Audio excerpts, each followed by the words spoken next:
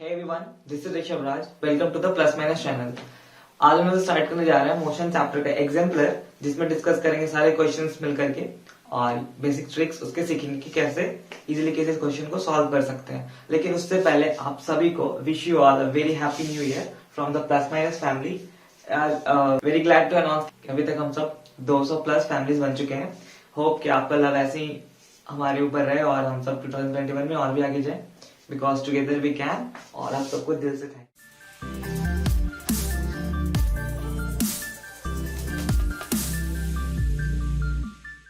तो एग्जाम्पल का देखो बेनिफिट क्या क्या है. पहला तो ये प्योरली बोर्ड बेस्ड होता है, ठीक है. तो यानी कि यहाँ तक हम लोग को आना चाहिए अपना स्ट्रेंथ. बोर्ड में अगर कितना करना है 90 एवं करना है तो एग्जाम्पल हम लोग को पूरा सॉल्व करना आना चाहिए. Second, maximum concept. तो इसमें जो भी कॉन्सेप्ट हमारे इन टेक्स्ट में आते हैं और एक्सरसाइज में उन सबको मिक्स करके इसमें थोड़ा सा अच्छे तरह से कॉन्सेप्ट को पता चल जाता है अगर इसके प्रॉब्लम को सॉल्व करेंगे तो. Now third, no one cares. मतलब कोई ध्यान नहीं देता है कि एग्जाम्पलर भी कुछ होता है, ठीक है. सब लोग इन टेक्स्ट बना रहा है और एक्सरसाइज बना रहा है, हो गया उसका प्रिपरेशन. नहीं, अगर आप ये कर लेते हो इसका मतलब आप अपने ऊपर एक क्रीमी लेयर चिपका लेते हो, मतलब एक जिंक का लेयर या फिर आयरन का लेयर. आप और स्ट्रांग हो जाओगे, सारे प्रॉब्लम्स को आप अच्छे तरीके से सॉल्व कर पाओगे. तो आप इस एग्जाम्पल के सॉल्यूशन को एक बार सॉल्व करो, 2 बार सॉल्व करो, जब तक अच्छे से क्लियर ना हो जाए, ठीक है. अगर ये सॉल्व कर लियो देन यू आर फ्री कि आप अब कोई भी बुक उठाओ और कोई भी प्रॉब्लम बनाओ, ठीक है. पहले insert in text, then exercise and then exemplar. तो फर्स्ट क्वेश्चन जो आप लोग स्क्रीन पे आ रही है, multiple choice question. Particle is moving in a circular path of radius R. The distance after half of a circle would be. तो देखो फर्स्ट का सॉल्यूशन डायरेक्टली करते हैं. क्वेश्चन आप लोगों ने देख चुका है, होप कुछ लोग सॉल्व भी कर लिए होंगे. जिसका कुछ डायग्राम इस तरह से होगा. Particle is moving in circular path of radius R. इसको ले लेते हैं सेंटर. तो ये हो गया हमारा रेडियस आर. फाइंड करना था कि displacement after half a circle would be.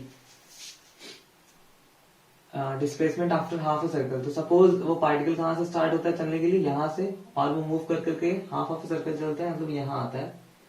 तो इसका फाइंड करना था डिस्प्लेसमेंट. तो लेट कि ये मेरा ए है और ये बी है. तो पार्टिकल कहां से कहां मूव किया, ए टू बी, मतलब फाइनल पोजीशन बी है और इनिशियल पोजीशन ए है. तो हमने डिस्प्लेसमेंट के बारे में क्या पढ़ा है, ये शॉर्टेस्ट पाथ होना चाहिए किसके किसके बीच, इनिशियल पॉइंट और फाइनल पॉइंट. तो फाइनल पॉइंट ये, इनिशियल पॉइंट ये, इन दोनों को ज्वाइन कर दो. अब बताना कि शॉर्टेस्ट पाथ ये है या ये है. तो यहां से आने में ज्यादा दूर लगेगा, यहां से आने में ऑब्वियसली ये ज्यादा छोटा होगा. ये है कि थोड़ा घूम के आना पड़ेगा. तो क्योंकि ये शॉर्टेस्ट पाथ है यानी कि हमारा डिस्प्लेसमेंट का वैल्यू कितना हो जाएगा, 2r, ना कि 2πr/2, ठीक है. 2πr/2 क्या होगा, डिस्टेंस होगा. लेकिन यहाँ क्वेश्चन में डिस्प्लेसमेंट पूछा है, मतलब ये एक आर और ये एक R, r plus r 2r. Next question, question number 2. A body is thrown vertically upward with velocity u, the greatest height h to which the ball rise. तो देखो इस क्वेश्चन में क्या करना है. सपोज एक बॉडी है जिसको हमने थ्रो किया विद वेलोसिटी u, यानी कि यहाँ पे वेलोसिटी दी है u. तो ग्रेटेस्ट हाइट बताना है जहां पे वो बॉल कितना दूर ऊंचा जाएगा. तो वर्टिकल मोशन में क्या होता है, बॉल ऊपर गया और फिर किसी मैक्सिमम हाइट पे जाके, सपोज यह इसका मैक्सिमम हाइट है, यहां जाके फिर बॉल नीचे की ओर गिरने लगेगा सेम पाथ से. तो अगर हम इसका मोशन यहां से यहां तक कंसीडर करें, इस हाइट तक, जिसको ले लेते हैं हम लोग h, तो क्या होगा, इसमें कौन सा इक्वेशन लगाएंगे, जो हम 3 इक्वेशन पढ़ा है. v² is equal to u² plus 2as. क्यों, क्योंकि हमें दिया हुआ है u जो कि वेलोसिटी है और फाइंड करना है पोजीशन, इसलिए हम लोग यूज करेंगे क्या, पोजीशन टाइम रिलेशन, ठीक है. मतलब sorry, position velocity relation, x u relation, ठीक है. सेकंड इक्वेशन ऑफ मोशन, जिसमें कि v कितना होगा, v मींस फाइनल वेलोसिटी. तो बॉल को यहां से यहां तक के लिए कंसीडर कर रहे हैं, तो ये पॉइंट इनिशियल और ये पॉइंट फाइनल. तो इस पॉइंट पे बॉल क्या होता है, यहां से इसका मोशन नीचे होना शुरू होता है, मतलब कि यहां तक वो मोशन उसका क्या होगा, मतलब कि यहाँ पे वो बॉल रेस्ट में होगा फॉर द इंस्टेंट, और फिर वहां से नीचे गिरना शुरू होगा. बॉल ऊपर गया फिर नीचे आ रहा है. जब ऊपर गया तो इस पॉइंट पे उसका पोजीशन वेलोसिटी क्या हो गया, 0. इसका मतलब v हो जाएगा 0 और यू स्क्वायर जिस वेलोसिटी से हम लोग ने फेंका था प्लस 2 ए कितना होगा जी के बराबर, जो कि ग्रेविटेशनल एक्सेलरेशन है, नीचे की ओर लग रहा है, तो माइनस जी, और एस कितना होगा हमारा एच, जो जिसको हमने माना है मैक्सिमम हाइट। इसका मतलब u square is equal to 2gh, तो h इज इक्वल टू कितना आ रहा है you square by 2g। This is the important result. आप इसको याद भी रख सकते हैं कि अगर कोई बॉडी अपने मैक्सिमम हाइट पे जाता है तो उसका हाइट कितना होता है, which is equal to u square upon 2g।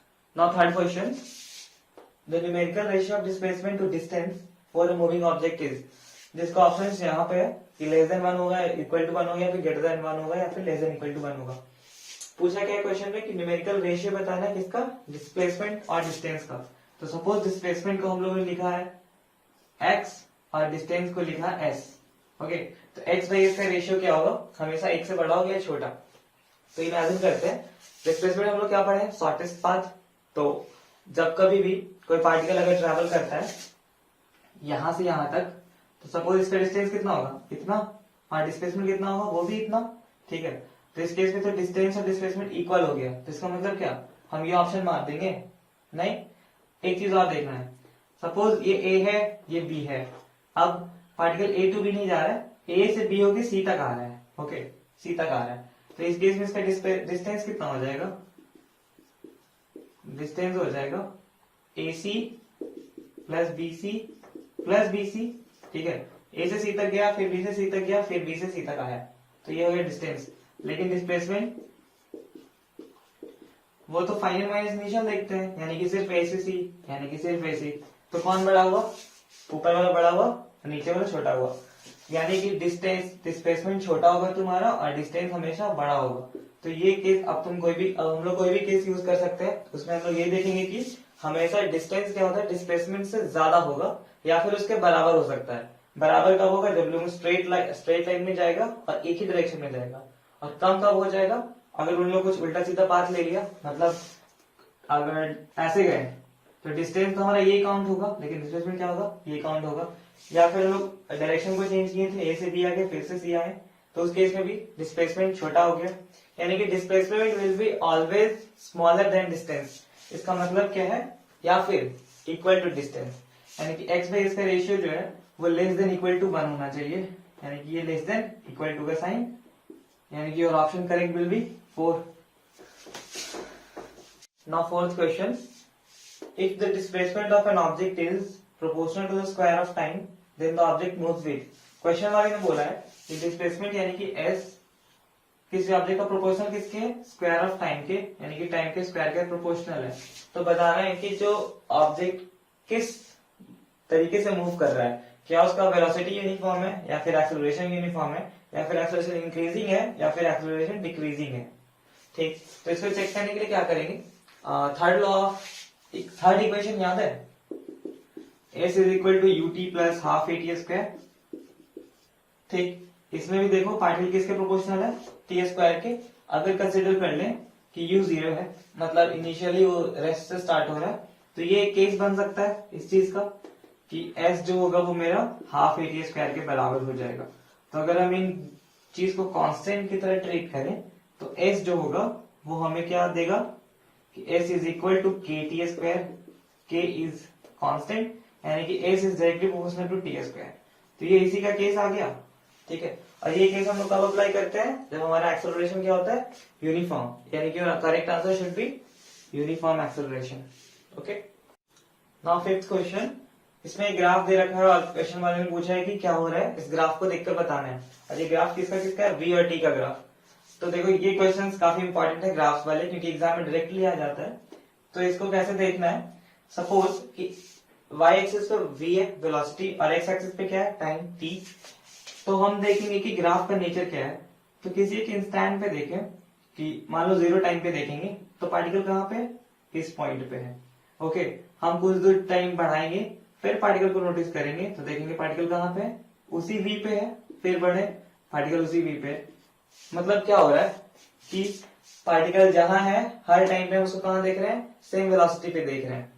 इसका मतलब क्या कि सपोज अगर पार्टिकल 5 मीटर पर सेकेंड से जा रहा था टाइम 0 सेकेंड पे, अगर हम जिस वक्त नोटिस किए उसके अगले 5 सेकंड बाद भी हम नोटिस किए तो क्या मिला, 5 मीटर पर सेकंड। इसका मतलब क्या है, नो चेंज, मतलब ये यूनिफॉर्म मोशन है। ठीक है, मोशन कैसा, यूनिफॉर्म। एक्सेलरेशन होता तो क्या होता, वेलोसिटी चेंज हो जाता, चाहे तो ये बढ़ जाता या फिर घट जाता, दोनों हो सकता था।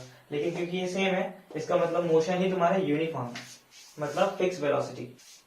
नाउ सिक्स्थ क्वेश्चन देखो, मेरी गोराउंड पे एक बच्चा एंजॉय कर रहा है, मतलब गोल गोल घूम रहा होगा, कितने के स्पीड से, 10 मीटर पर सेकेंड स्पीड से।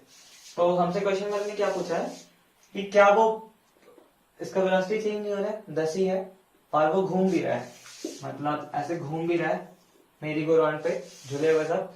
तो क्या बोल रहा है कि पार्टिकल क्या होगा, रेस्ट में होगा, मतलब वो बॉय, या फिर एक्सेलरेशन, जीरो एक्सेलरेशन से मूव कर रहा होगा, या फिर एक्सेलरेशन मोशन होगा, या फिर यूनिफॉर्म वेलोसिटी होगा।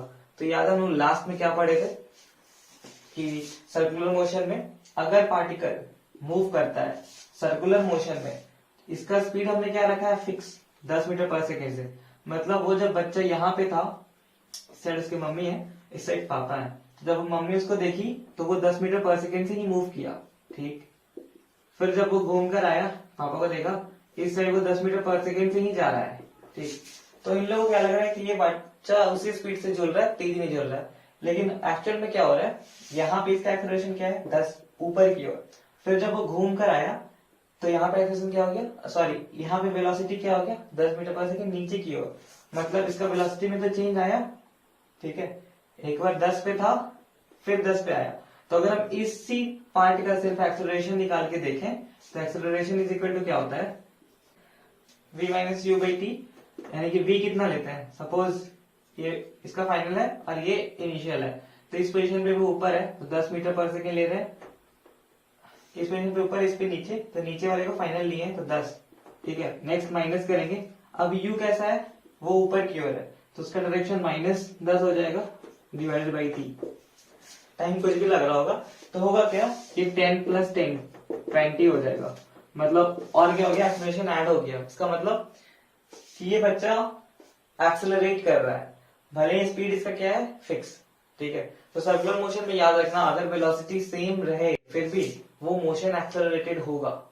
ठीक है, वेलोसिटी सेम नहीं रहता, स्पीड सेम रहता है, वेलोसिटी चेंज होता है। क्यों, क्योंकि हर पॉइंट पे डायरेक्शन चेंज हो रहा है, यहाँ पे डायरेक्शन कुछ आ रहा है, यहाँ पे कुछ आ रहा है, यहाँ पे कुछ आ रहा है और यहाँ पे कुछ आ रहा है। ठीक है, यानी कि इसका आंसर क्या हो जाएगा, रेस्ट पे तो बिल्कुल नहीं, मूविंग विथ नो एक्सेलरेशन नहीं, इन एक्सेलरेटेड मोशन। यस, ये होगा तुम्हारा आंसर। और यूनिफॉर्म वेलोसिटी नहीं है, यूनिफॉर्म क्या है, स्पीड है। अब डिफरेंस क्लियर, स्पीड और वेलोसिटी में। ना 7 क्वेश्चन क्या है कि एरिया अंडर वीटी ग्राफ, और आगे क्या है कि ये रिप्रेजेंट करता है एक फिजिकल क्वांटिटी, मतलब पूरा ये एग्जाम्पलर आपके पीडीएफ में इनबॉक्स किया हुआ है हमारे डिस्क्रिप्शन बॉक्स में, जहां से आप ले सकते हो, उस पर सॉल्यूशन में लिखा हुआ है। तो जो आपको पार्ट इजी लग रहा है आप उसे स्किप भी कर सकते हैं, क्योंकि टाइम स्टैम्प दिया हुआ है डिस्क्रिप्शन में, और जो नहीं समझ पा रहे हैं उसके लिए आप वीडियो देख सकते हैं। ठीक है, तो एरिया अंडर वीटी ग्राफ एक फिजिकल क्वांटिटी को रिप्रेजेंट करता है, तो बताना है इसका यूनिट क्या होगा। तो देखो, जब कभी भी एरिया पूछे ना तो करना क्या होता है, वीटी का एरिया पूछ रहा है तो इन दोनों को आपस में मल्टीप्लाई कर देते हैं। तो v इंटू टी क्या होता है, वेलोसिटी इंटू टाइम, डिस्टेंस। ठीक है, और डिस्टेंस का यूनिट क्या होता है, मीटर स्क्वायर, नहीं मीटर। ठीक है, यानी कि इसका आंसर क्या हो जाएगा, बी। नाउ 8th क्वेश्चन, इसमें क्या है, 4 कार्स है ए बी सी और डी, इन सबका डिस्टेंस दिया हुआ है वाई एक्सिस पे और टाइम दिया हुआ है एक्स एक्सिस पे। तो हमें बताना है कि कौन सा कार किससे तेज है या फिर कौन सबसे स्लोएस्ट है। तो जैसे कि ऑप्शंस में दिया हुआ है कि A is faster than B, B is the slowest, D is faster than C, या फिर सी इज द स्लोएस्ट। तो देखो, इस तरह के क्वेश्चंस में हम लोग सब मोशन को एक साथ कैसे कंसिडर करते हैं, तो हम क्या करेंगे ना, किसी एक्स एक्सिस है, ये टाइम का पूरा एक्सिस है, किसी एक पोजीशन को हम फिक्स कर लेंगे, सपोज हम इस पोजीशन को फिक्स कर लेंगे। ठीक, तो इस टाइम पे हम चारों कार को नोटिस करेंगे कि चारों कार में क्या हो रहा है, तो यहां से यहां तक एक वर्चुअल लाइन ड्रॉ करेंगे ऐसे डॉटेड। ठीक, लेकिन सबसे इजीएस्ट वे है, इससे हम लोग ग्राफ को काफी इजीली पता कर सकते हैं।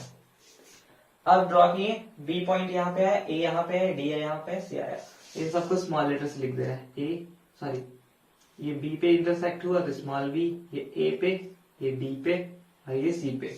अब हमको देखना है कि क्या कौन किससे ज्यादा है। तो देखो, इस पॉइंट पे हम जब आएंगे बी पे, तो यहाँ पे डिस्टेंस क्या है, सबसे कम, फिर इस पॉइंट पे डिस्टेंस थोड़ा सा ज्यादा चला हुआ है, इस पॉइंट पे डिस्टेंस उससे ज्यादा चला हुआ है, इस पॉइंट पे डिस्टेंस सबसे ज्यादा चला हुआ है, यानी कि सी जो है इतने टाइम में सबसे ज्यादा डिस्टेंस ट्रैवल किया, मतलब सी क्या है हमारा फास्टेस्ट कार, ठीक है।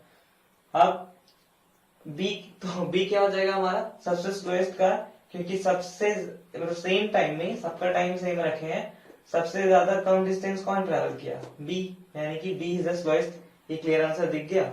एक और ऑप्शन चेक कर लेते हैं, सी इज द स्लोएस्ट, तो रॉन्ग हो गया, सी सबसे तेज है, B is the slowest correct है। हाँ, एक और ऑप्शन को चेक कर लेते हैं, ए इज फास्टर देन डी, तो ये कैसे देखेंगे, ए का वेलोसिटी कितना होगा, मतलब ए इतना डिस्टेंस चला है इतने टाइम में, और डी कितना चला है उससे ज्यादा चला, ऑब्वियसली इसका मतलब क्या है कि ए कम चला, डी ज्यादा चला, यानी कि ये ऑप्शन भी गलत, ए इज स्लोअर देन डी सही था, यानी कि बी इज द स्लोएस्ट, ये करेक्ट आंसर है। और ऐसे ही हम लोग किसी भी ग्राफ के क्वेश्चन को करते हैं, किसी एक क्वेश्चन को फिक्स कर लेते हैं और उसके बाद उसके करस्पॉन्डिंग सारे वैल्यूज को देखते हैं, ठीक है। तो ये हेल्पफुल से चीजें आगे बाद में यूज होगा। नाउ क्वेश्चन नंबर 9, इसमें हमें फाइंड करना है कि इन चारों ग्राफ्स में से ए बी सी डी, अगर इनका नेमिंग कर दे एज पर the question, A B C D, हमें ये बताना है कि कौन सा ग्राफ में करेक्ट यूनिफॉर्म मोशन शो हो रहा है। तो ग्राफ चेक करने के लिए कैसे बताए थे, डिस्टेंस और टाइम से चेक करना है, और मोशन यूनिफॉर्म होना चाहिए। यूनिफॉर्म मोशन के लिए क्या कंडीशन होता है कि वेलोसिटी जो है वो सेम होना चाहिए, मतलब इंक्रीज ना हो ना डिक्रीज हो, मतलब जो वेलोसिटी शुरू में देखे वही वेलोसिटी बाद में भी देखेंगे। तो उसको चेक करने के लिए क्या करते हैं, ग्राफ में टेंजेंट का हेल्प लेते हैं, मतलब स्लोप का हेल्प लेते हैं। तो इस केस में इसका स्लोप क्या है, थीटा, यहां पे भी जाएंगे तो वही थीटा ही, ठीक है, सेम एंगल। लेकिन इस केस में देखो, इस पॉइंट पे टेंजेंट ड्रॉ करें तो ऐसा बनेगा, इस पॉइंट पे टेंजेंट ड्रॉ करें तो ऐसा बनेगा, मतलब इसका थीटा अलग है, मतलब और डिस्टेंस टाइम का स्लोप ही क्या देता है, वेलोसिटी। तो इसका स्लोप क्योंकि थीटा फिक्स है, यानी कि वेलोसिटी इसका क्या है, फिक्स, इसका वेलोसिटी कैसा है, चेंजिंग, तो ये यूनिफॉर्म नहीं होगा। ये इस मोशन को हम लोग बोलते हैं एक्सेलरेटेड मोशन, ओके। इसमें देखते हैं क्या हो रहा है, तो इसमें एक्सेलरेशन, इसमें वेलोसिटी इस पोजीशन पे देखेंगे तो ऐसा है, इस पोजीशन पे देखेंगे तो ऐसा है, मतलब इस मोशन को हम लोग बोलते हैं क्या, डी एक्सेलरेटेड मोशन। तो ये भी नहीं होगा, ये भी नहीं होगा, और ये तो हो चुका है आंसर सही। और डी को भी चेक कर लेते हैं, तो इसमें क्या, इसमें तो वेलोसिटी 0 है, ठीक है, मतलब ये इसका स्लोप क्या है, यही लाइन ही स्लोप है जो कि एक्स एक्सिस के पैरेलल है, यानी कि दोनों के बीच का एंगल 0 डिग्री, यानी कि क्या, ये यूनिफॉर्म मोशन हो जाएगा।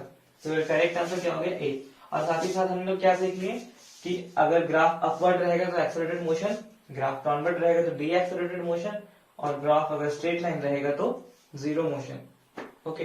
तो मोशन हो ही नहीं रहा है। Question number 10, slope of BT graph. तो स्लोप ऑफ बीटी ग्राफ क्या होता है, एक्सेलरेशन, इस चीज को याद रखना, ए बी एस, ए क्या acceleration, B velocity, S distance. तो देखो, अगर डिस्टेंस बाई टाइम कर दे तो क्या मिलेगा, वेलोसिटी, वेलोसिटी बाई टाइम कर दे तो क्या मिलेगा, एक्सेलरेशन, ठीक। तो अगर पूछे कि slope of we T graph, तो वी टी ग्राफ, इसका स्लोप क्या होगा, तो इसका स्लोप क्या होगा, एक्सेलरेशन। अगर पूछता कि slope of S T graph क्या होता, तो इसका स्लोप क्या होता, वेलोसिटी, ठीक। यही भी रिवर्स अगर जाए, तो अगर क्वेश्चन में पूछता कि एक्सेलरेशन और टाइम का ग्राफ क्या होता, मतलब एक्सेलरेशन और टाइम का एरिया क्या देता, तो वेलोसिटी, वेलोसिटी और टाइम का एरिया क्या देगा, डिस्टेंस, ठीक है। तो इस साइकिल को हम लोग याद रखेंगे। नाउ 11 क्वेश्चन काफी इजी है कि किस केस में डिस्टेंस जो है वो डिस्प्लेसमेंट के इक्वल होगा, और 4 ऑप्शन दिया है। तो ये बिना बताए पता चल गया, क्या डिस्टेंस और डिस्प्लेसमेंट इक्वल है, मतलब वो पार्टिकल किस पे मूव कर रहा हो, स्ट्रेट लाइन में, तभी ना, स्ट्रेट लाइन में ही पॉसिबल है ना कि ये डिस्टेंस ये डिस्टेंस में इक्वल। सर्कुलर में कभी पॉसिबल नहीं है, पेंडुलम के केस में नहीं पॉसिबल है, वो भी एक सर्कुलर मोशन ही है थोड़ा थोड़ा, और अर्थ रिवॉल्व वो भी एक सर्कुलर मोशन है। तो इसका आंसर स्ट्रेट रोड, जो कि आप लोग काफी पहले बना दिए होंगे, स्मार्ट। तो इसी के साथ हमारा मल्टीपल चॉइस क्वेश्चन सारे खत्म होते हो चुके हैं 11 तक। 12 से स्टार्ट होता है शॉर्ट आंसर टाइप क्वेश्चंस। तो इसमें ज्यादा डिस्कशन की जरूरत नहीं है, हम पीडीएफ में जो दिया हुआ है डिस्क्रिप्शन में, उसमें सब कुछ अच्छे से लिखा हुआ है। फिर भी हम एक एक क्वेश्चन को थोड़ा थोड़ा सा एक्सप्लेन करते चलेंगे। जैसे कि ये 12 नंबर क्वेश्चन है, उसमें क्या दिया हुआ है, क्वेश्चन काफी बड़ा है इसलिए लिख नहीं रहे। 12 में दिया है कि जस्टिफाई करना है। 12 एक स्टेटमेंट टाइप क्वेश्चन है कि the displacement of a moving object in a given interval of time is 0। तो would the distance travelled by the object also 0। मतलब किसी पार्टिकल का डिस्प्लेसमेंट जो है किसी इंटरवल ऑफ टाइम में 0 दिया हुआ है, तो क्या उसका डिस्टेंस भी 0 हो जाएगा? तो ये हम लोग कब से पढ़ते आ रहे हैं, नहीं होगा 0। क्यों? क्योंकि डिस्टेंस क्या होता है, हमेशा डिस्प्लेसमेंट से बड़ा होता है। ठीक, तो अगर डिस्प्लेसमेंट 0 हो रहा है, इसका मतलब क्या है, डिस्टेंस 0 नहीं भी हो सकता है। फॉर एग्जाम्पल, अगर एक मछली पूरे तालाब का राउंड लगाकर आ गई, तो हम लोग क्या बोलेंगे, इसका डिस्प्लेसमेंट तो 0 है, लेकिन डिस्टेंस वो तो 0 नहीं है ना भाई, वो तो घूम कर आई है ना, उसका डिस्टेंस तो मैटर करता है, डिस्प्लेसमेंट 0 है। इसका मतलब क्या, displacement can be 0 but distance can not be 0। तो हम लोग स्पेड कर देंगे सर्कुलर पाथ पे। तो इसको कैसे आंसर करना है ऑलरेडी हमारे पीडीएफ में दिया हुआ है, you can go in the description link and check out there. बाकी अंडरस्टैंड तुम लोग यहाँ हो लिए बोर्ड पे। क्वेश्चन नंबर 13 से पहले एक चीज बताओ, if a particle is moving is 5 metre per second in uniform motion, तो फाइंड करना है डिस्टेंस आफ्टर 2 सेकेंड। ये 13 से रिलेटेड है। देखो, अगर कोई पार्टिकल मूव कर रहा है 5 मीटर पर सेकेंड से और यूनिफॉर्म मोशन में, तो डिस्टेंस कैसे फाइंड करेंगे? तो काफी लोग के मन में कौन कौन सा आ रहा होगा सवाल कि कौन सा इक्वेशन लगाएंगे, v is equal to u plus 80 is equal to half 80 square. तो देखो वो सब कुछ नहीं करना है, पहले ही दे रखा है क्या कि moving in a uniform motion. तो ये चीज पे हम लोग को फोकस करना है, यूनिफॉर्म मोशन में जा रहा था, इसका मतलब क्या, इसका एक्सेलरेशन कितना हो जाएगा, 0। यूनिफॉर्म मोशन का मतलब एक्सेलरेशन 0, मतलब 5 मीटर पर सेकेंड से ही चलता रहेगा। इसका मतलब डिस्टेंस कितना हो जाएगा, speed into time, speed 5 time 2 यानी कि 10 मीटर। तो इसी पे 30 नंबर क्वेश्चन पूछा था कि अगर कोई पार्टिकल यूनिफॉर्म मोशन में चले, तो उसका जो 3 इक्वेशंस है, v is equal two plus 80 से जो 3 तक है, वो उसमें क्या क्या चेंजेस आएगा। तो हम लोगों ने क्या देखा कि उसका u जो है उसका नहीं पता, v जो है उसका नहीं पता, लेकिन a का पता है, वो क्या हो जाएगा 0, यानी कि a 0 हो जाएगा तीन इक्वेशन में। मतलब जब हम लोग v is equal to u plus 80 लिखेंगे, तो a क्या है हमारा 0, इसका मतलब v is equal to u. पहला इक्वेशन ऐसा चेंज हो जाएगा। दूसरा equation v square is equal to u square plus 2as, इसमें क्या हो जाएगा a 0, यानी कि सेकेंड इक्वेशन में क्या हो जाएगा, v is equal to u ही। थर्ड क्या हो जाएगा, s is equal to u t plus half 80 square, इसमें क्या होगा, गेस कर लिए होगे, ये 0 एक्सेलरेशन 0, तो s is equal to u t. Now question number 14, इसमें क्या दिया हुआ है कि डिस्प्लेसमेंट टाइम ग्राफ दिया हुआ है, जिसको हम इससे प्लॉट किए हैं कि ये 100 है। कोई एक मतलब गर्ल है जो पोस्ट ऑफिस जाती है और वहां पे लेटर डाल के फिर वापस आ जाती है। तो उसका ग्राफ कुछ इस तरह से प्लॉट किया गया कि 0 टाइम पे वो 0 पे थी, फिर वो मूव करते करते 50 सेकेंड्स में, ये सेकेंड्स ही ऐसा है, 50 सेकेंड्स में 100 मीटर डिस्टेंस जाती है और फिर अगले 50 सेकेंड में ये वापिस आ जाती है। तो इसका डिस्प्लेसमेंट का ग्राफ कैसा होगा? तो देखो इस टाइप की क्वेश्चन में क्या करते हैं, टाइम जैसे दिया हुआ वैसे प्लॉट करते हैं, 0 यहाँ 50 और यहाँ 100 हो क्या रहा है, इस टाइम हम लोग को प्लॉट करना है वीटी ग्राफ। ठीक है, तो एसटी ग्राफ से आइडिया लेना है और प्लॉट करना है वीटी ग्राफ। तो यहां से यहां पर ऑब्जर्व करते हैं कि यहां से यहां तक एक ही ग्राफ है, मतलब 100 से गया 50 में। तो ये बताओ ये जो मोशन है वो यूनिफॉर्म मोशन है या फिर एक्सेलरेटेड, कैसे देखेंगे? तो हम लोग ऐसे देखेंगे कि डिस्टेंस जो है और टाइम के बीच जो लाइन है ऐसा है, स्ट्रेट लाइन। इसका मतलब क्या कि डिस्टेंस और टाइम, इसका मतलब क्या कि एक्सेलरेशन और वेलोसिटी जो है वो क्या है, कांस्टेंट।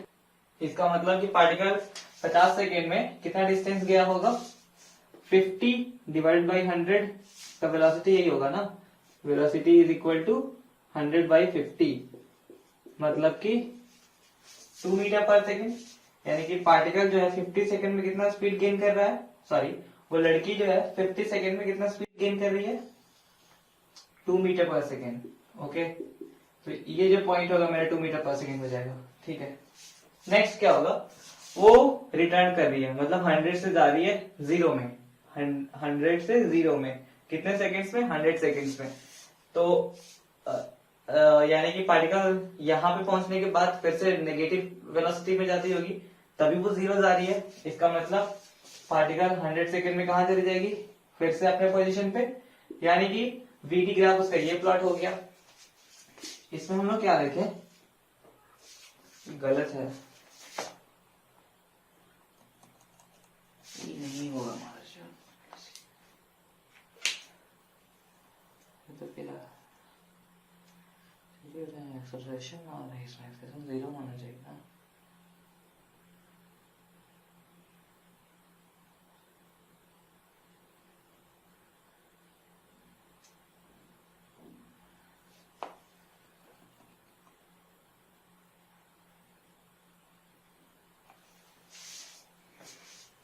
अगर ये ग्राफ बन के आएगा तो हमको लगता है ये क्वेश्चन आंसर भी गलत दिया हुआ है, क्योंकि वेलोसिटी टाइम ग्राफ अगर इसको ऑब्जर्व करें तो क्या दिख रहा है कि एक्सेलरेशन भी कुछ हो रहा है, लेकिन एक्सेलरेशन क्या होना चाहिए, जीरो। अब वेलोसिटी और टाइम का स्लोप क्या देता है, एक्सेलरेशन, जो कि जीरो नहीं है। तो इस केस में इसका आंसर शायद मेरे ख्याल से ये होगा कि 0 से 50 तक 2 मीटर पर सेकेंड है, यानी कि 0 से 50 तक 2 मीटर पर सेकेंड है। ये मेरा 2 मीटर पर सेकेंड हो गया, ठीक है। 0 से 50 तक सेम वेलोसिटी, 0 से 50 तक 2 मीटर पर सेकेंड।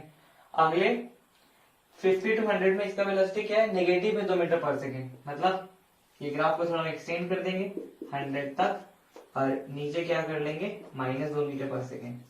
यानी कि अगले 50 टू 100 सेकेंड में पार्टिकल का वेलोसिटी कैसा है, कुछ ऐसा, ठीक है। मतलब ये होगा इसका ग्राफ।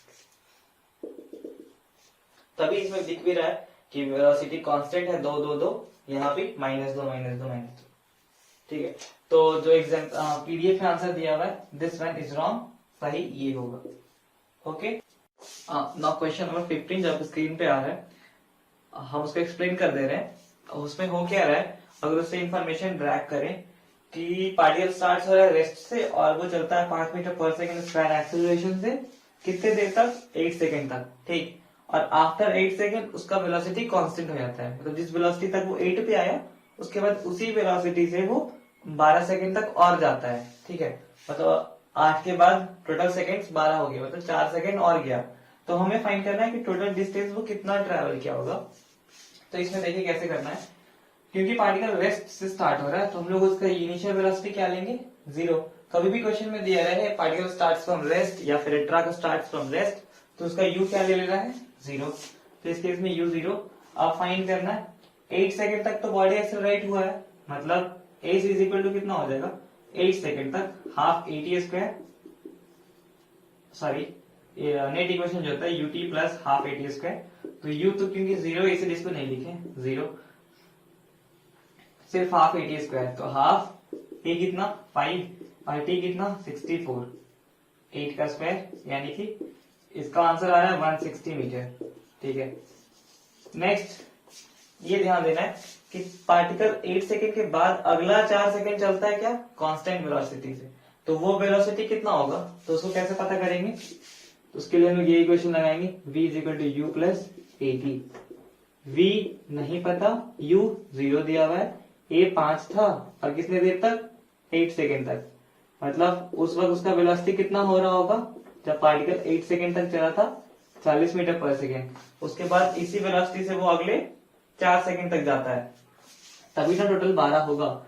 यानी कि डिस्टेंस टोटल कितना हो जाएगा, 40 इंटू 4, यानी कि 160 मीटर, ठीक है। अगले 4 सेकेंड, यानी कि टोटल अगर 12 सेकेंड तक देखें तो हम लोग को डिस्टेंस ऐड करना है S8 प्लस S4, मतलब डिस्टेंस 8 सेकेंड तक जो कि आया था 160 ही, और डिस्टेंस 4 सेकेंड तक वो भी आया था 160, यानी कि टोटल पार्टिकल कितना चला, 320 metres. Easy. Now question number 16।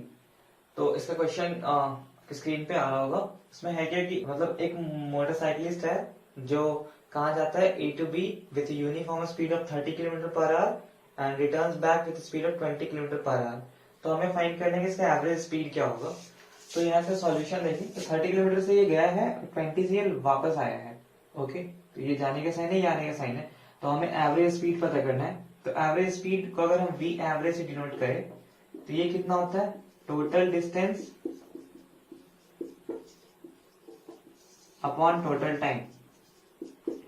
यहाँ पे लोग गलती क्या करते हैं, देखते हैं एक स्पीड जाने का हुआ एक आने का हुआ, तो एवरेज स्पीड क्या हो जाएगा, ये दोनों का सम डिवाइड बाई 2, मतलब 30 और 20 50 डिवाइड बाई 2, यानी कि उसके हिसाब से आंसर तो 25 किलोमीटर पर आवर आना चाहिए। लेकिन जो हमारा मेथड है ये गलत है, हम अपने पुराने मेथड से जाएंगे, total distance by total time, ये है एक्चुअल डेफिनेशन एवरेज स्पीड का। तो टोटल डिस्टेंस हम सपोज कर लेते हैं कि ए टू बी डी है, ओके। तो एक बार पार्टिकल गया डी, फिर वापस भी आया तो डी, 2 बार डिस्टेंस चला। नाउ टोटल टाइम कितना होगा, तो देखो यहां से यहां तक जाने में कोई और टाइम लग रहा है क्योंकि पार्टिकल ज्यादा तेज जा रहा है, और यहां से आने में कम टाइम लग रहा है क्योंकि पार्टिकल थोड़ा स्लो बीच से आ रहा है। तो उस केस में क्या हो जाएगा, अगर जाने के टाइम को T1 बोले और आने के टाइम को T2 बोले, तो T1 कितना होगा D/30, और सेम टाइम T2 कितना होगा D/20। तो टोटल टाइम हमारा ये हो गया, ओके। तो इसको हम लोग नीचे ऐड कर देंगे, D/30 प्लस D/20, और इसको सॉल्व करेंगे मैथमेटिकली तो क्या होगा, ऊपर में हो जाएगा 2D और नीचे में क्या होगा 30 और 20 के एलसीएम 60, और 23 से 30 यानी कि 3D प्लस 23 से 60 यानी कि 3, और 32 से 60 मतलब 2D, मतलब ये क्या हो गया 2D into 60 divided by 5D, cut गया 12 यानी कि 24, यानी कि 24 मीटर पर सेकेंड आंसर होगा, ना कि 25 सॉरी किलोमीटर पर आवर, दोनों केस में, यहाँ भी किलोमीटर पर आवर यहाँ भी, ठीक है। तो डायरेक्टली ऐसा नहीं करना है, दोनों का एवरेज लिख के 2 से डिवाइड कर देना है, ये गलत है। ऐसा फाइंड करना है total distance by total time, और दोनों का टाइम कैसे निकाला है वहां पे थोड़ा सा था कि D/30 करके और D/20 करके। ओके 17 नंबर क्वेश्चन क्या आ रहा है कि वेलोसिटी टाइम ग्राफ दिया हुआ है पार्टिकल का, किसी साइक्लिस्ट का, सॉरी।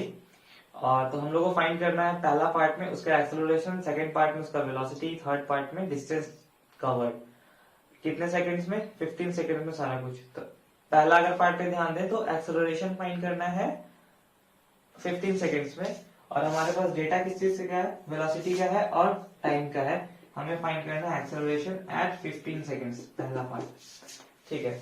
तो वेलोसिटी और टाइम, तो देखेंगे इसका क्या बताए थे हम, AVS, अगर वेलोसिटी और टाइम का स्लोप क्या देगा, एक्सेलरेशन, तो वेलोसिटी टाइम का स्लोप क्या है, स्लोप मतलब ये लाइन, सिंपल। तो ये लाइन कैसे है, एक्स एक्सिस के पैरेलल, इसका मतलब इसका एक्सेलरेशन क्या हो जाएगा 0, क्योंकि ये एक्स एक्सिस के पैरेलल है। वेलोसिटी 0 हम नहीं बोल रहे हैं, एक्सेलरेशन 0 बोल रहे हैं।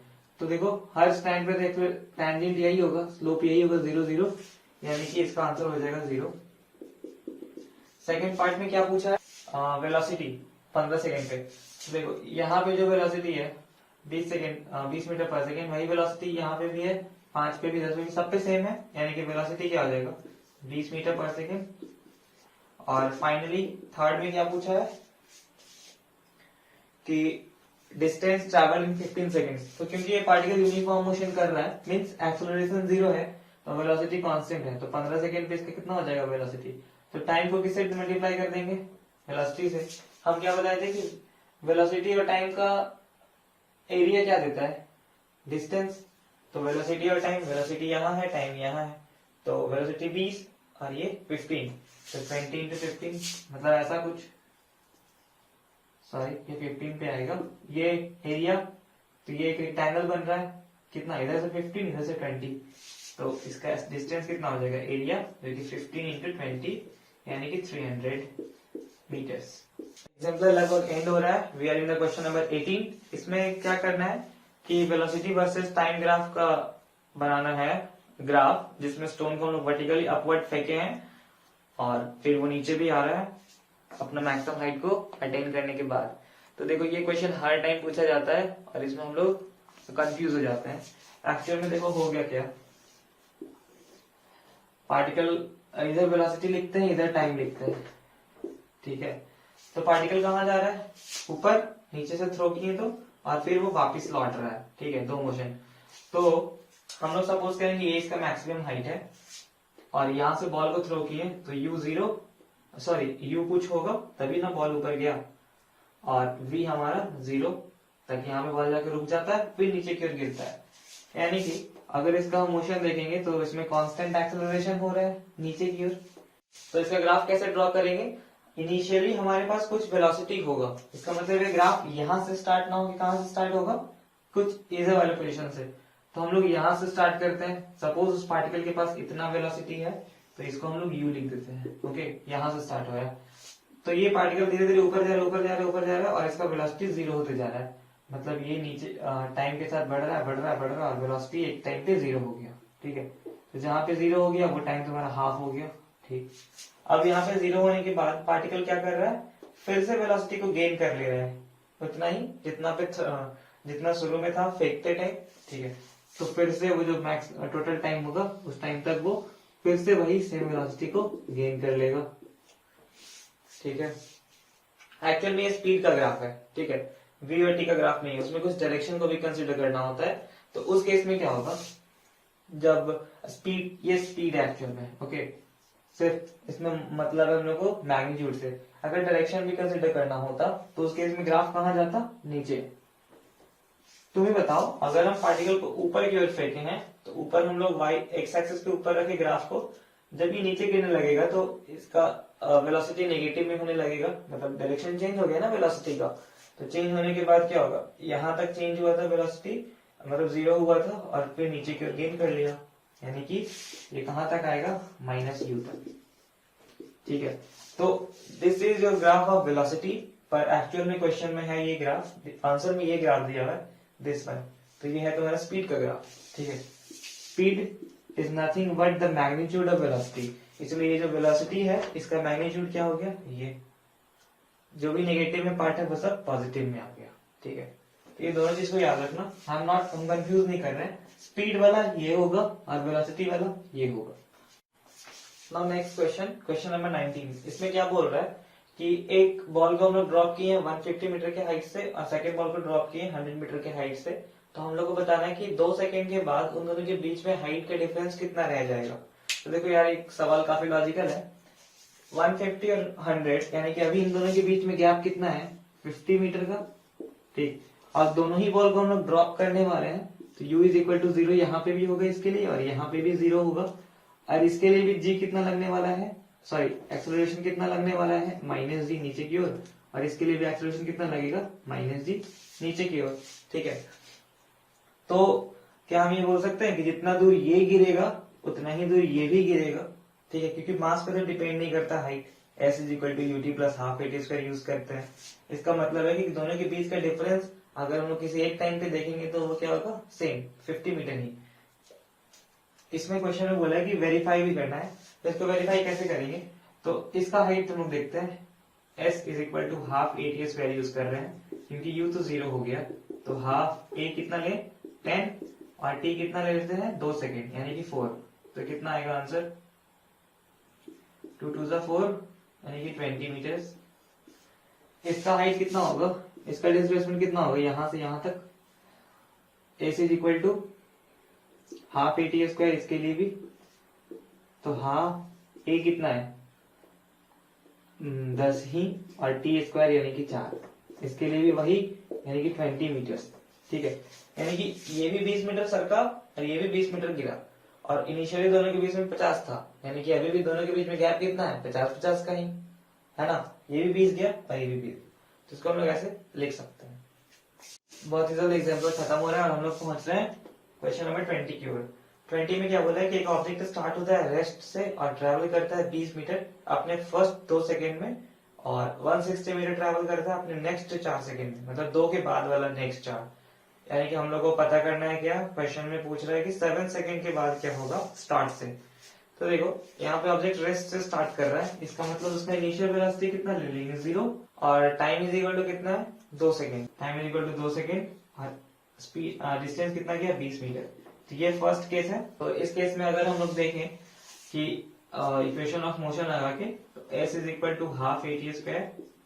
ओके, u की तो 0 हो गया क्योंकि u 0 है, s 20 चला है तो हाफ a नहीं पता, और टाइम कितना लग रहा है? 2 सेकेंड, यानी कि 2 दूनी 4, 2 से 2 यानी कि a कितना आ रहा है? 10 मीटर पर सेकेंड स्क्वायर। तो हम बोल सकते हैं कि particle 10 metre per second square से मूव कर रहा है। हाँ, यहाँ तक पता कर लिए। अब पूछा था कि वेलोसिटी आफ्टर 7 सेकेंड क्या होगा, तो बिना इस डेटा को यूज किए हम लोग बता सकते हैं कि वेलोसिटी आफ्टर 7 सेकंड कितना होगा। तो v is equal to u plus a t. v हमें नहीं पता, u कितना है 0, a कितना है 10, t कितना है 7, तो उसका क्या वेलोसिटी 70 मीटर पर सेकेंड हो जाएगा। This is your answer. ठीक है, क्वेश्चन नंबर 21, इसमें क्या बोल रहे हैं, ये कुछ डेटा दिया हुआ था जिससे ग्राफ प्लॉट किया हुआ है। ओके, यहाँ तक कोई साइंस नहीं है। फिर पूछा कि फर्स्ट 4 सेकेंड में, मतलब ये सब क्वेश्चन में ही दिया हुआ है, डायरेक्टली आपसे पूछा गया कि फर्स्ट 4 सेकेंड में हमें फाइंड करना है एवरेज वेलोसिटी। तो एवरेज वेलोसिटी कैसे find, average velocity is equal to displacement by time. Okay, displacement by time.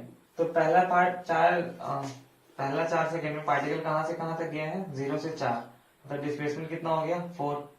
Displacement क्या होता है, फाइनल माइनस इनिशियल, तो फाइनल 4 इनिशियल 0, मतलब 4 माइनस 0, और टाइम कितना लगा 4 सेकेंड, यानी कि 1 मीटर पर सेकेंड हो गया एवरेज वेलोसिटी। पहला क्वेश्चन सॉल्व। दूसरा क्वेश्चन इसमें क्या पूछा है, चेंज इन डिस्प्लेस, दूसरा क्वेश्चन पूछा है average velocity of next 4 second. ठीक है, तो ये भी आप खुद से कर लो, average velocity of next 4 second. तो देखो नेक्स्ट 4 सेकेंड पूछा, तो यहां तक आ गए हम लोग, नेक्स्ट 4 सेकेंड मतलब यहाँ से 4 और कितना हो जाएगा 8 तक। तो नेक्स्ट 4 सेकेंड में देखो पार्टिकल का वेलोसिटी 4 पे है और इनिशियल भी 4 पे है, मतलब इस दरमियान कोई भी डिस्प्लेसमेंट नहीं हुआ, मतलब क्या होगा 4 माइनस 4, इनिशियल पोजीशन पे भी 4, फाइनल पे भी 4, तो 4 minus 4 by 4 is equal to 0 metre per second, यानी कि यहाँ पे एवरेज वेलोसिटी 0 हो गया। नाउ क्वेश्चन नंबर 3 कि average velocity of last 6 second. तो लास्ट 6 सेकंड कहां से शुरू होता है, 2, 2, 4, 2, 6, मतलब 10 से लेके 6 तक, यहां से यहां तक।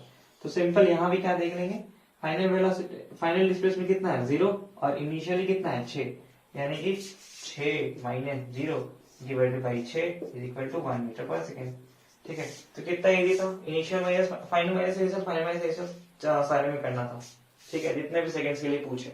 देखने में क्वेश्चन थोड़ा डरावना लग रहा है कि ग्राफ है, पता नहीं क्या क्या पूछ रहा है, पर इजीली ये कुछ नहीं पूछ रहा था, सब कुछ दिया होता, बस हम लोग को देखना था। Okay okay, now question number 20 जो आप देख रहे हो, इसमें क्या हो रहा है, एक पार्टिकल इनिशियली इस पोजीशन से स्टार्ट हुआ, इस वेलोसिटी से 5 × 10⁴, और किसी इलेक्ट्रिक फील्ड में एंटर करता है जहां उसका एक्सेलरेशन 10⁴ मीटर पर सेकंड स्क्वायर हो जाता है। तो हमें इलेक्ट्रिक फील्ड वगैरह से कुछ लेना देना नहीं है, ना ही इलेक्ट्रॉन से लेना देना है, बस ये समझना है कि कोई एक पार्टिकल है जिसका इनिशियल वेलोसिटी ये है और एक्सेलरेशन ये है। हमें फाइंड करना है क्या, कि कितना टाइम लगेगा अगर उसका फाइनल वेलोसिटी दुगना हो जाए इनिशियल के। तो सिंपली हम लोग क्या यूज करेंगे, v is equal to u plus a t. v कितना है, इनिशियल का दुगना, यानी कि 2u लिख सकते हैं v को, और ये u प्लस ए टी। तो 2u minus u, u is equal to 80। आप सबका वैल्यू पुट कर देंगे, u कितना है 5 × 10⁴ और a कितना है 10⁴ इंटू t, दोनों करके आपस में, तो टाइम कितना बचा 5 सेकेंड्स। इजी। इसी में 2 क्वेश्चन था। एक बार क्वेश्चन क्या है कि इतने देर में कितना डिस्टेंस ट्रैवल किया। ठीक है, डिस्टेंस, तो टाइम हमारे पास कितना सेकेंड है 5 सेकेंड, तो हम लोग वो टाइम वाला इक्वेशन लगा सकते हैं ना, v² is equal to u² plus 2as।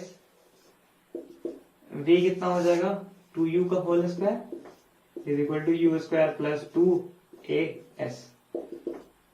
2u का square is equal to u का स्क्वायर, मतलब 4u का स्क्वायर माइनस u स्क्वायर, यानी कि 3u² is equal to 2as। अब सारे के वैल्यू पुट कर देंगे, 3u² कितना हो जाएगा, u 5 × 10⁴, यानी कि 25 × 10⁸ इज इक्वल टू 2, a कितना है 10⁴ इंटू s, ऐसे ही रह जाएगा। 10⁴ से ये चला गया 4 बार में, काट दो इसको, और फिर बच गया ये सब कुछ। तो s कितना आ रहा है यहाँ से 25 × 3 × 10⁴ डिवाइडेड बाई 2। तो ये है तुम्हारा आंसर। नाउ क्वेश्चन नंबर हमारा लास्ट है 24। उसमें क्या दिखा हुआ है कि 2 stones are thrown vertically upwards simultaneously with their initial velocities u1 and u2 respectively। तो हम लोग को प्रूफ क्या करना है कि हाइट रीच्ड बाय देम जो भी होगा वो किसके रेशियो में होगा, उसके इनिशियल वेलोसिटीज के स्क्वायर के रेशियो में। ठीक है, तो हम इसका सॉल्यूशन अगर देखें तो 2 पार्टिकल को हम लोग ऊपर थ्रो किए हैं एक साथ साइमल्टेनियसली का मतलब। ठीक है, एक को u1 से थ्रो किए, एक को u2 से थ्रो किए। जैसा कि हम लोग फर्स्ट एग्जांपल में देखे थे कि मैक्सिमम हाइट रीच कितना होता है, ये सपोज h1 रीच करेगा, ये h2 रीच करेगा। ओके, तो h1 इज इक्वल टू कितना ड्राइव किए थे हम लोग, u1 square by ji, sorry 2g, तो h2 भी वही हो जाएगा u2 स्क्वायर बाई 2g। जिन लोगों को ये क्लियर नहीं हो रहा है वो एक हमारा क्या कहते हैं एग्जाम्पलर कहीं स्टार्टिंग वाला क्वेश्चन देख लो, सेम चीज ही प्रूफ करवाए हैं कि u स्क्वायर बाई 2g कैसे होता है। ओके, अब हमसे रेशियो पूछ रहे हैं ना कि prove at the height reached by them, उसका रेशियो, तो सिंपली क्या कर देना है, इन दोनों का रेशियो ले लेना है h1 बाई h2 का।